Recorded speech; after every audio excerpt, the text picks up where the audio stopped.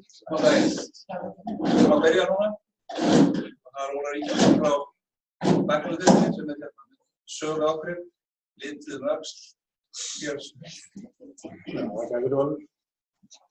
Já, ég var svona verið hvað ég ætla að kalla hana til þessu, hvort þetta var litið öxl eða lítið öxl eða slitið öxl. Það er nú ofta eitthvað sem slitnar öxlinni, við öxlina. Ég ætla aðeins að hlaupa á svona helstu sjúkdómum í axlarliðnum og kannski með megin áherslu á gervilega aðgerðir. Axlargrindin er það sem tengir útliminn við öxulgrindina. Það er það þessi þrjú bein, viðbeinið, herðablaðið og upphandleggurinn með tilheyrandi liðböndum og svo vöðvum sem hægt að skipta í svona ytri vöðva og hérna sjást einhverjir á þeim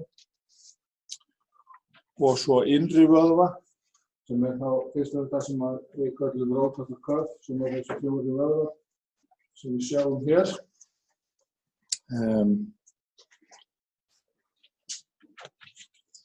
Nú hlutverk axlarliðarins og olnbogans, hvert er það? Það má segja að það sé til þess að hreyfa og staðsetja höndina í rýminu til notkunar fyrir eigandann.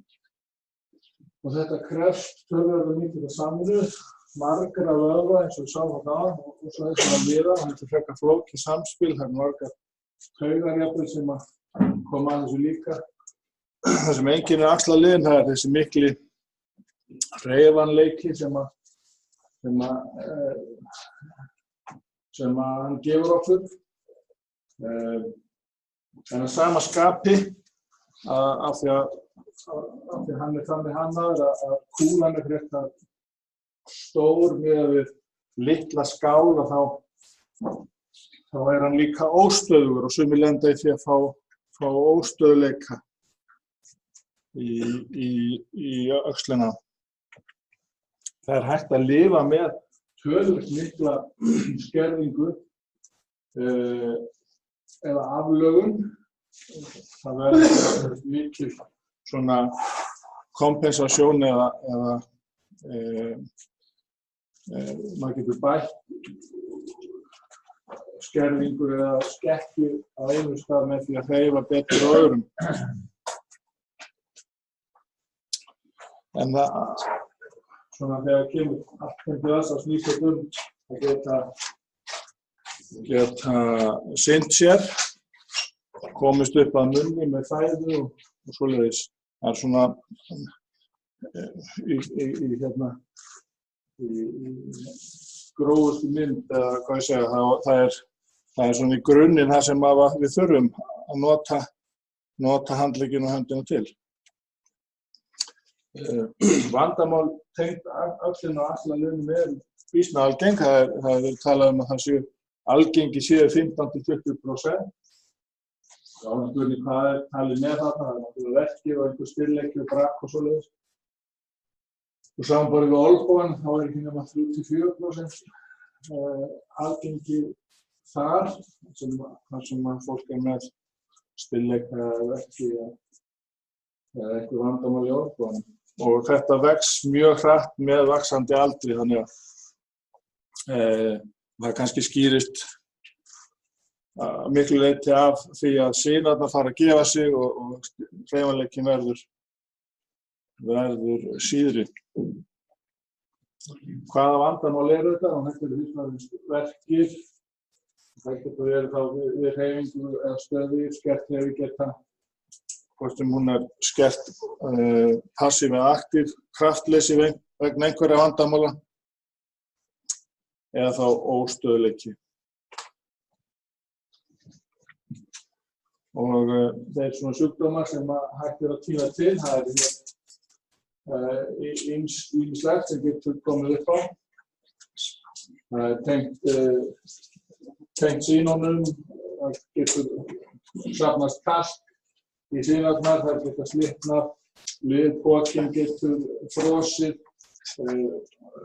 hinum ýmsu taugaklemmur eða skemmdir, óstöðuleikni eins og þú sagðir, og síðan koma svona þessi fjögur síðustu atriði, kannski þeir sem að hafa verið hvað mesta ástæða til þess að gera gervilisaðgerðir. Það þó fyrst og fremst slitgigtin. Rheumatoid arthrit náttúrulega með 9 lyfjum, þá hefur ábending fyrir liðskiptum nánast horfið, getur maður sagt, en eftir standa slitgikt, beindrep og svo liðskemmdir vegna sinaslits. Við förum nánar yfir það á eftir. Saga gerviliðanna er alltaf skemmtilegt og Hannes Petersen var með mjög skemmtilega fyrirlestur daginn, þar sem hann fór yfir anatómíuna og hvernig skurðlæknisfræðin þróaðist eftir að svæfingin og aseptíkin kom. Og þessi maður, Temistokles Sklíð, hann var nú nánast fallinn í gleymskunum þá, en það voru einhverjir sem að grófu upp hans verk og hans æviferil. Býsna áhugaverður karakter. Hann fæddist í Jasi, sem borg í Moldavíu, sem nú tilheyrir Rúmeníu, en svo fluttist hann til Þýskalands og starfaði í Berlín. Hann var herlæknir í einhverju af þessum Balkanstríðum þarna á 19. öldinni og var með ýmsar tilraunir þar, löng á undan öðrum. Hann var mikið með fílabein og tálgaði eða reyndi að nota mergnagla til dæmis til þess að meðhöndla brot. Það þá 50 árum að minnsta á undan Knúsner sem að kemur fram með nútíma mergnaglan. Og hann prófaði líka að festa við beinið með svona þessa íhluti sína með einhvers konar sementi. Hann notaði koparamalgam til þess að festa þessa hluti og prófaði gifs og alls konar. Hann var mjög svona mikill frumkvöðull. Og hann talinn hafa gert fyrstu liðskiptaðgerðina. Það var ung stúlka, 17 ára gömul, sem var með berkla í hné. Og það er teikningin af liðnum sem hann notaði. Og þetta var 1895. Og hann sem sagt föndraði heila beinagrind þar sem hann setti inn alla þessa liði sem hann hafði hannað. Hann hannaði lið fyrir olnbog og úlnlið og hné og öxl. Setti þetta í beinagrind og ætlaði að sýna þetta svo á einhverju virtu þingi í Berlín. En herr Dr. Bergmann, sem var forseti þýsku læknasamtakanna, hann bannaði að þetta yrði sýnt því að þetta myndi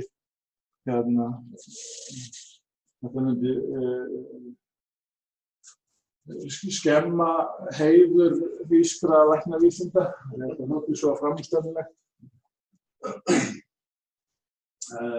En þetta var svo, þessi beinagrind var svo til sýnis síðar víða, endaði í Berlín og hvarf svo þegar Sovétmenn komu þar og hirtu allt úr þýska læknaminjasafninu í stríðinu. Og hér er annar náungi sem er svona ekkert ósvipaður, þetta er Jan, sem var einmitt svona framsækinn skurðlæknir líka og prófaði sig áfram með ýmislegt og fann upp ýmsa hluti, meðal annars þennan gervilið. Þetta var ungur maður sem var að dauða kominn vegna berkla.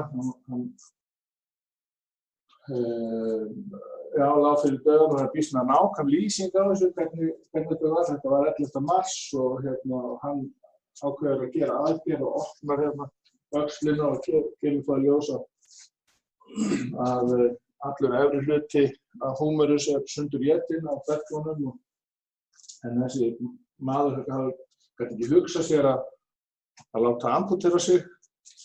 Það var það sem hann ætlaði að gera. Og þannig að hann opnaði þarna og hreinsaði þetta út en svo þurfti þá að búa til eitthvað í staðinn. Hann lét þá smíða þetta úr platínu og þessi kúla úr gúmmí sem var soðin í einhvern sólarhring til þess að herða gúmmíið og þetta var eiginlega föndrað bara þarna á staðnum og 2 dögum seinna þá var þetta sett inn og þessi sjúklingur, hann braggaðist heilmikið og fór að þyngjast og hressist mjög og þetta dugði í 2 ár. Hann gat allavega og því lýst að hann hafi verið verkjalaus og þú hinn kannski ekki alveg.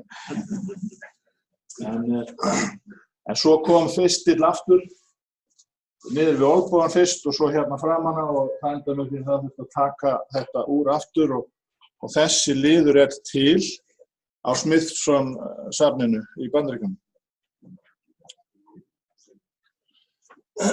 Þegar maður skoðar þróunina svo þetta þarna með aldamótin þá svo sem ekki mikið sem maður kemst að hvað var á þróun. Það þó þarna þessi Charles Neal sem svona Amerikanar flagga sem svona föður nútíma axlaða skurðlækninga. Það var á HSS, ég líka á HSS. En þessi var í HSS sem Hospital for Special Surgery í New York og ég var í Keflavík. Þessi var að velta fyrir sér hvað sjúklingur með slæm brot í öxl gekk illa og þá var sagt við hann þessi fræga sett why don't you do something about it og hann hannaði þennan gervilið sem var svona hálfliður skaft með kúlu á til að meðhöndla brot og þetta einhver ítalíum sem svona króm-kóbalt málmblanda sem hefur verið notuð lengi í liðaaðgerðum og svo eins og sjáið þá verður rosa lítið þróun til dæmis þarna að hann kemur fram hann upp úr 50 með þennan lið og 73 þá kemur hann með versjón til þess að meðhöndla slit og þetta eiginlega alveg eins nema þarna ekki göt fyrir saumana þegar maður þurfti að sauma sinafesturnar við gervilinn. Og menn sem voru þarna fulla á þessum tíma, þarna eru menn náttúrulega að fara til tunglsins og það allt að gerast í tækni og vísindum og samt gerist rosalega lítið þarna á þessum tíma og þannig að árangurinn var óskaplega lélegur og svona kannski dró úr mönnum. Og svo líka þetta að þarna voru mjaðmaliðirnir þarna að virka miklu betur. Chanley kemur með sinn lið 1960 cirka og svo fara menn að reyna að færa þá þekkingu upp í öxlina og það gekk svona misvel. Og eru svona nokkrar tegundir, þetta akríl, þessi lengst í vinstra megin. Og það voru vandræði, hann vildi ekki festast í beinið og hann slitnaði og þetta svona starmorliður, þetta svona, það sér maður hvernig þessum tveimur byggjar hér, þetta svona mjaðmaliðir nánast, það sem verið að reyna að setja í öxlina.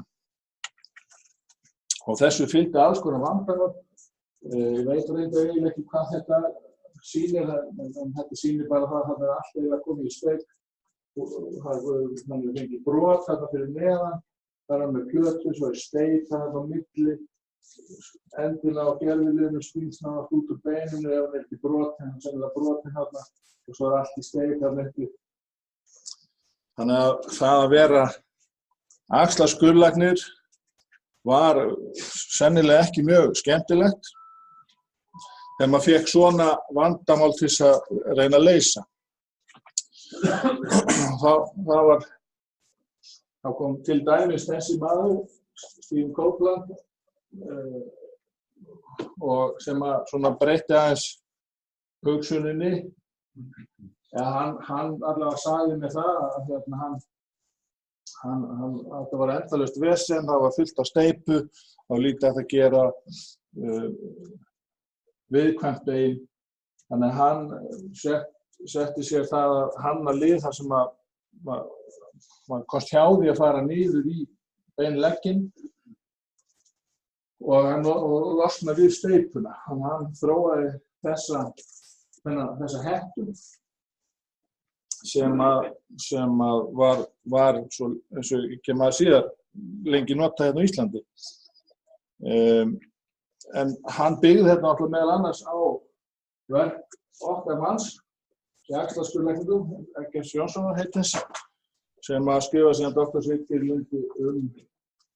einmitt svona hettur eða resurfacing og svo arthrodesum reyndar eða spörliðsaðgerðin í öxl hjá liðagigtarsjúklingum.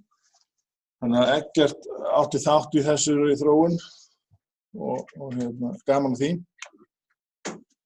Nú hérna sést einhverju slæði sem ég stal einhvers staðar að þarna er menn að prófa ýmislegt. Menn sá það til dæmis að ef síðan voru slitnar þá gekk voða illa að setja bara venjulega kúlu í staðinn, þannig að menn fóru að prófa að snúa liðnum við og setja kúlu þar sem skálinn var og skál á móti þar sem kúlan var. Hérna svona, sjá þetta frá 76-75. Þetta virkaði voðalega illa. Þangað til að Frakkar veifa þessum manni, Paul Gramont, sem að 85 kemur fram með svona aðeins meiri hugsun saman til kraftvektora og hvernig vöðvarnir starfa yfir liðin og svo framvegis. Hann kom fram með þessa trumpet gervilið svo kallaða, sem var bara plast á móti stálkúlu og svo þróaðist það áfram yfir í delta-prótesuna sem var svona fyrsti liðurinn sem virkaði vel með þessu konsepti. Það er að segja þegar að sinarnar í innri vöðvunum eða rótættar köff eru slitnar, þá er þetta eitthvað sem maður getur gert, og það sem gerist ef maður snýður svona við, það er að þá fer maður að nota ytri vöðvana til að lyfta handleggnum í staðinn. Nú gervilíður í dag, það eru sem þessar tegundir, það er hægt að setja hálfgervilíð, það sé skipta bara kúluna. Bipólar gervilíður sem var notaður hér, til dæmis hér á Akureyri, hann er horfinn á markaði, var svona 2003-2005 og svoleiðis. Þetta resurfacing, þessi Copeland liður, er ennþá notaður og það er hægt að setja þá plastfóðringu á móti og síðan er hægt að skipta setja lið með skafti, mislöngum, en er að reyna að stytta sköftin eins og þeir geta af því að með lengu skafti þá koma þessi vandamál og svo að reyna að losna við steypuna. Þetta þýðir að frá því að nýr var með bara sína 3 tegundir, 3 stærðir, að þá hefur svona fjölbreytileikinn í þessum græjum aukist mjög mikið. Og þetta er orðið svona meira en það sem við kalla plattform, að sami stautfulinn maður getur skipt sett viðsnúin lið eða skál þar sem áður að kúla og svo framvegis, þannig að mann geta föndrað alltaf miklu meira með þetta heldur en áður og svo er það líka þannig að svona millimetra spursmáli er aðeins meira hér heldur en til dæmis í mjöðmunni. Og þarna eru sköftin, þannig að menn að reynda að færa sig frá þessum löngu sköftum og niður jafnvel svona bara eins og svona krans sem við sjáum á röntgenmyndum þá er svona krans sem festist í beinið í metafísunni. Og ábendingarnar eru fyrst og fremst verkir og það er þessi sjúkdómar sem að valda því fyrst og fremst.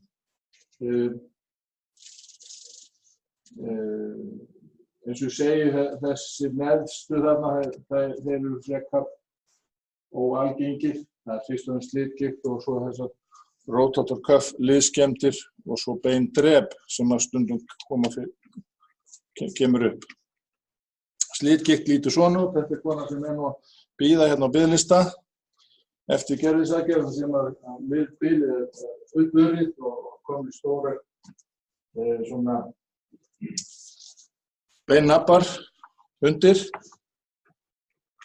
og þetta getur verið þá útkoman. Setur ósteyptan staur niður og svo sést nú ekki í plastið nema það er svona titanium svona nagli sem að gengur inn í beinið hérna en hér er semst plastfóðring á móti. Og þetta er svona rotator cuff skemmd. Þetta er reyndar sá fyrsti sem fékk viðsnúin gervilið hérna á Íslandi. Það voru einhverjir sem voru búið að senda til Noregs til að fá svona lið. En þessi maður er Akureyringur og var svo fyrsti sem fékk viðsnúin gervilið. Og þetta er myndin á hans eftir aðgerðina. Það var búið að setja kúlu þessi skálinn var og svo staut það sem að, hérna skál það sem að kúlan var. Nú brot, hér er afskaplega slæmt brot með liðhlaupi, þannig að liðkúlan liggur hér framan við og neðan við liðskálina sem er hér og hér eru sinafesturnar brotnar frá, skaftið hér laust. Og það var gert við þetta með þessum hefðbundna hætti, stautur með steypu af því að annars nær maður ekki að festa þetta almennilega, þannig að steypa hérna. Hérna eru bein tuberculi majus og minus sem maður reynir að sauma hérna niður. En árangurinn á þessum aðgerðum er frekar slæmur, hreyfigetan léleg. Þannig að nú hafa menn meir og meir farið út í það að setja viðsnúin gervilið strax við þessa sjúklinga. Þá þarf maður ekki að vonast til þess að sinafesturnar grói almennilega og á réttum stað en það er nauðsynlegt til þess að svona liði virki. Og það er nauðsynlegt að sjá hvernig útlitið á liðskálinn er. Það getur verið mismunandi. Hérna er svona flokkunarkerfi. Það er gjarnan sem að slitnar aðeins hérna meira aftan til og það verður svona bíkonkav form á þessu. Og hérna sjáum við dæmi svona típu C, þar sem að liðskálinn vísar mjög mikið aftur á við, þannig að maður verður að passa sig á þessu, þannig að maður setur gervilið og fóðringu hér, að hún snúi þá ekki bara aftur, alltaf mikið aftur á bak. Og hér er sem sagt verið að reyna að finna lausn á því að hérna er komin svona plata sem maður skrúar fast á skálina með svona fleig. Þannig að maður mátar það hérna móti og réttir upp.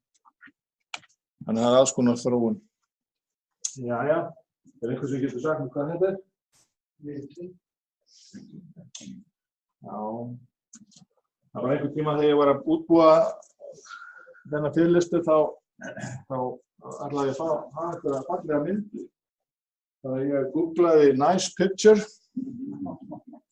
og þetta er höfnin í mís. Það var það fyrsta sem kom upp.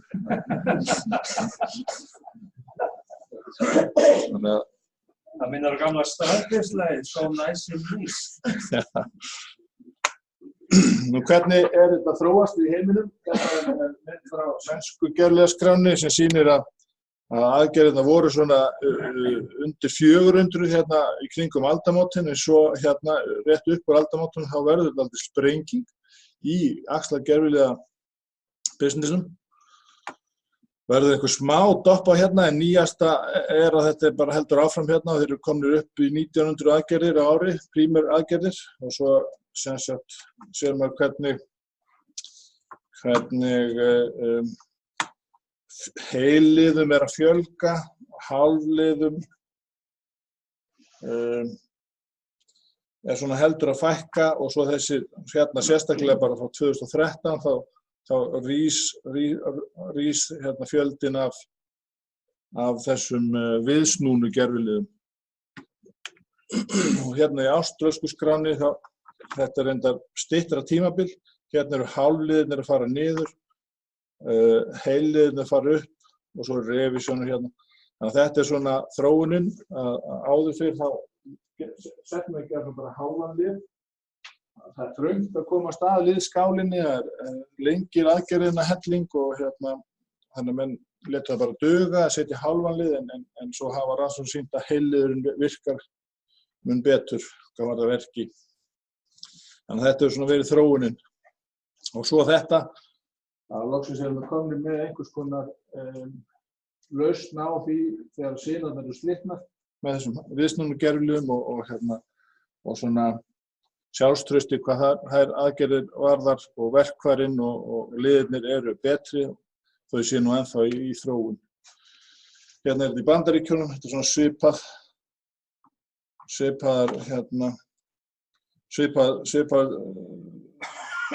trend, hálfliðirnir fara niður og hitt eykst.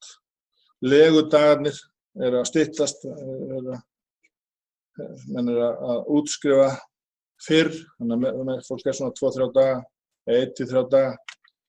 En hvernig er þetta á Íslandi? Þekkið þennan? Skarphéðinn Njálsson. Þetta er Skarphéðinn Njálsson, á hverju heitir hann? Já, hvað heitir hún? Rimmugía. Já. Þetta er elstu heimildur allar aðgerðir á Íslandi.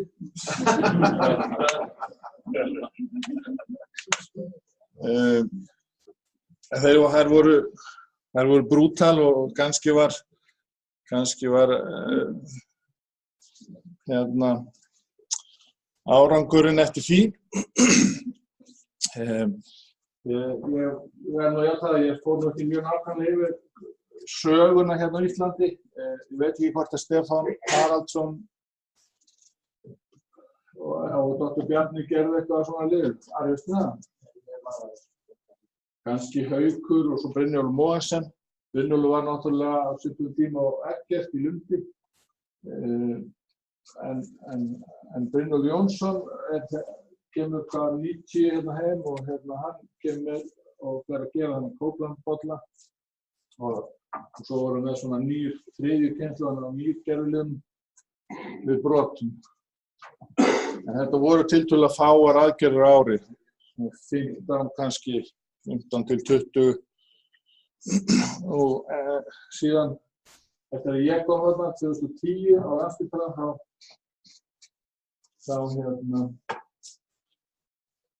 þá fékk ég eiginlega það svolítið í fangið að vera með Brynjólfi í svona aðgerðum og við unnum svolítið saman.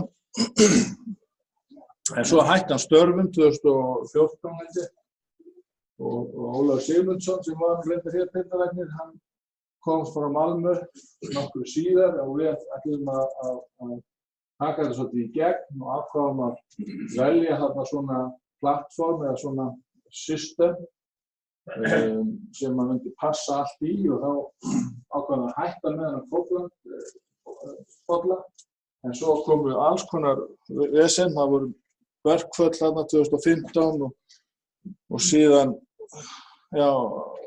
sameinuðust þarna 2 fyrirtæki sem við ætlum að kaupa gerviliðina og allt tölvukerfi þeirra hrundi gjörsamlega og þeir gátu ekki látið okkur hafa neitt gervilið og síðan kom FDA og gerði rassíu á fyrirtækinu og fann eitthvað að og þannig að það hætti að stöðva framleiðsluna og svo þegar það komið gegn þarna fellibylur sem skall á Puerto Rico. Af hverju skipti það máli?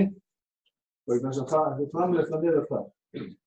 Og allt raforkukerfi í Puerto Rico það fór til fjandans, þannig að þeir gátu ekki framleitt.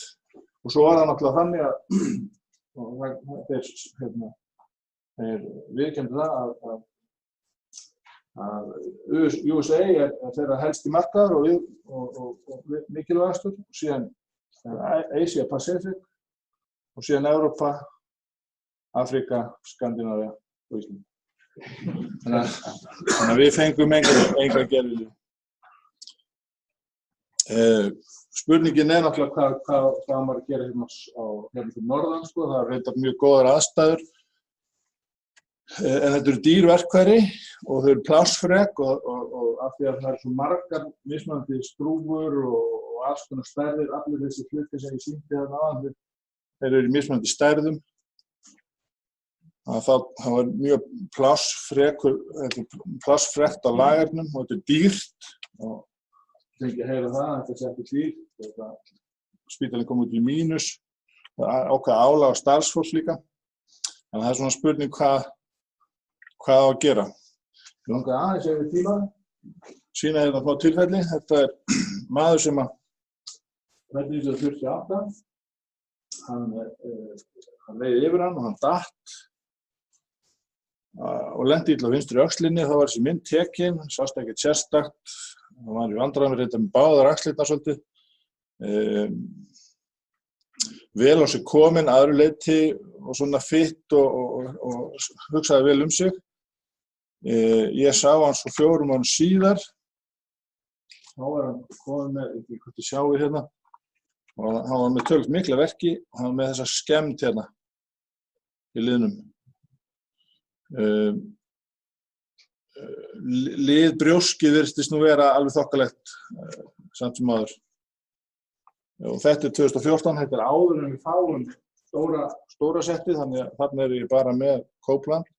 Þannig að ég setti Copeland-gerfið, fóðraði sem sagt hausinn og þetta er myndin eftir það aðgerð og maður getur sagt að það sem er athugavert hérna er það að kúlan situr kannski ekki alveg rétt á móti skálinni og situr svolítið hátt. En hann var bara býsna góður og mjög góður bara í 1-2 ár. Þá fór að halla undan fæti og hann harkaði nú af sér, en svo hitti hann hér fyrir norðan í janúar 2019. Það var þessi mynd tekin og þá sér maður að það er svona að fara að eyðast hérna og þetta er þekkt. Stálið étur brjóskið og það var ákveðið að hann átti að vera koma hérna í aðgerð hérna vor, hérna fyrir norðan. Ég gerði 3 aðgerðir. En hann lenti í því að fá liðhlaup á hægri öxlina rétt fyrir þessa aðgerð sem var planað, þannig að hann frestaðist. Svo kom hann þá á Landspítalann í haust og þá var tekið TS-mynd og þetta er nú ein sneið bara, en þá sést hvað kúlan stendur eða þá hátt hérna. Og þetta er svona þá til merkis að sinin og supraspinati sinin hérna sé kannski slitinn og svona liðurinn að éta sig hérna upp og komið þynning hérna. Þannig að ég valdi að setja viðsnúningerfið. Ég ætlaði bara að setja fóðringur og skipta úr kúlunni, hann fengi svona viðsnúningerfið. Og ég hitt hann núna á mánudaginn. Og þetta er semst vinstri öxlin hérna. Þetta er 6 vikum eftir aðgerða. Og ég var búinn að sýna honum hvernig átti að gera það. Ég var ekki alveg rétt. Þetta sem hann svindlar aðeins, hann fer aðeins út hérna til að sýna útsnúningin, þannig að útsnúningur er svolítið skertur hjá honum. Hann er alveg verkalaus. Þannig að þó að þetta líti út eins og eitthvað sovjast geimskip, þá getur árangurinn verið svona.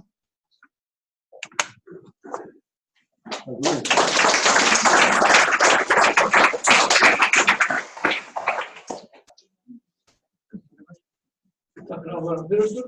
Vistu nokkuð með þessar heilbrotir sem það nýðveikt ekki til sem getur sagt okkur áætlaðan líftíma þeirra 2 ár, 5 ár? Hvað? Þetta mjög góð spurning.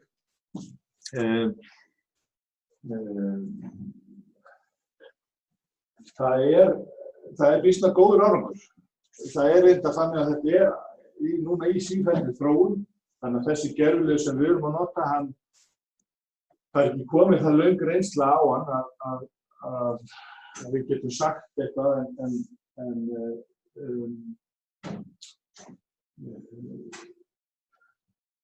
eftir, sko, ef maður skoðar gömlu gerviliðina sem hafa verið á markaðnum lengur, þá er töluvert reyður sem skilur fyrstu árin, en svo svona jafnast hættir það versnar ekki, þannig að eftir 10 ár er 80% af sín stað á þessum gömlu. Svo vonar maður að þessi nýju séu ennþá betur. Og eitt af því sem að bilaði í dóttargerðuliðinu hérna áður fyrir, það var sem sagt glenóið hlutin, það var plastfóðringin, þannig að hún vildi losna. Þá var með stundum bara að taka hann út og breyta úr heilgerði í hálfgerði. Lítið náttúrulega beina skrúi. Já. Lítið náttúrulega beina skrúi þar. Já. Það verður náttúrulega beina yfir og svona. Undirbýrðu svona aðgerð, bara segðu það með annað, mallar maður svona. Já, maður getur malla. Maður getur það. En svo bara gerir maður í sárinu, heilmikið sko. Malla? Það er sem sagt, þá hvarðar maður röntgenmynd með kúlu og svo hefur maður sem sagt forritað sem að útlínur gerviliðsins, maður getur lagt það yfir og mælt þá svona þá stærð sem maður áætlar. Hvað eru margir að gera þetta? Sko við, eftir að Brynjólfur hætti, þá stóð ég einn uppi og svo kom nafni minn Sigmundsson og við tókum þetta á og myndum teymi sem heit Axlar Ól og vorum saman í öllum aðgerðum og svo þegar ég flutti inn á norður til það, þá stóð hann einn eftir, þannig að hann er með núna annan með sér, Fídel. En Óli hann var nú á uppvallagsdeild en var mest í að sauma sínar og svoleiðis, hann hafði ekki gert gerviliðsaðgerðir þegar hann kom. Þannig að þetta er svona svolítið heimalægt. Við höfum náttúrulega farið á fjölmörg námskeið og farið í heimsókn til lækna erlendis og á þing og svona. Eru þetta örfáar aðgerðir á ári? Þetta ég fór yfir þetta, þá var þetta svona áður en að verkefnin komið, þarna upp til 2013, þá voru gerðar hérna á Landspítalanum svona upp til 30 aðgerðir á ári. Kannski 5 brot sem þurfti prótesu, eitthvað svoleiðis, það er ekki mörg, en svo hefur verið að fjölga. En ég sló nú á það hérna tíðnina í Svíþjóð með við hér, sko, við erum svona hálfdrækningar á þessu þessum aðgerðum. Með við íbúatíð. Hvernig komplikationstíðni á leðsögn og sýkingar á annað? Ég held að sko, það sem er kannski, ég held að sé nú ekkert ósvipað með sýkingar eins og í öðrum gerviliðsaðgerðum, það er svona 1–2%. Það sem við erum mjög hræddir við á axlasvæðinu, það er Propionibacterium acne. Hún er mjög algeng í húðinni og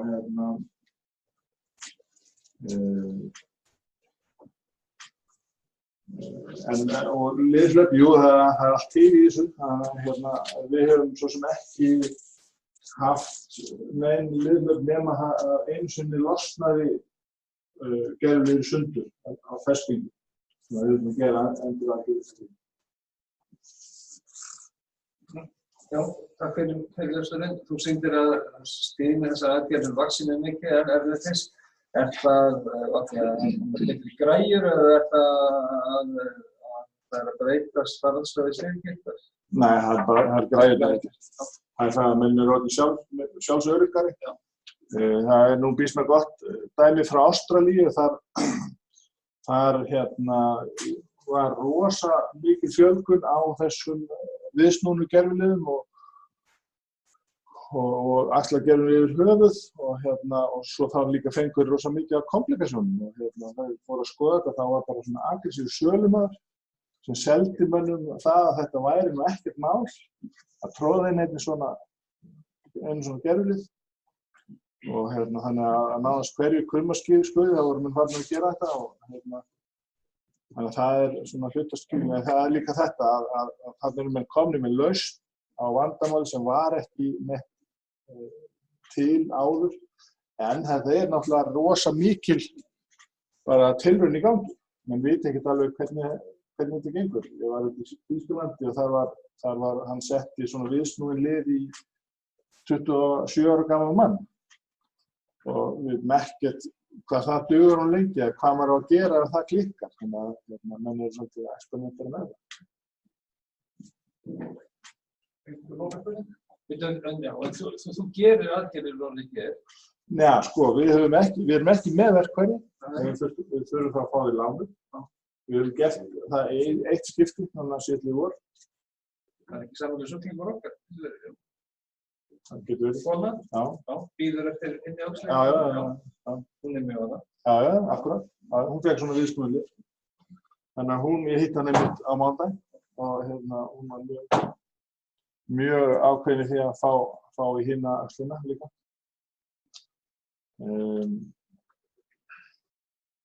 Þannig að Mikil lokaspurning. Og þakka fyrir.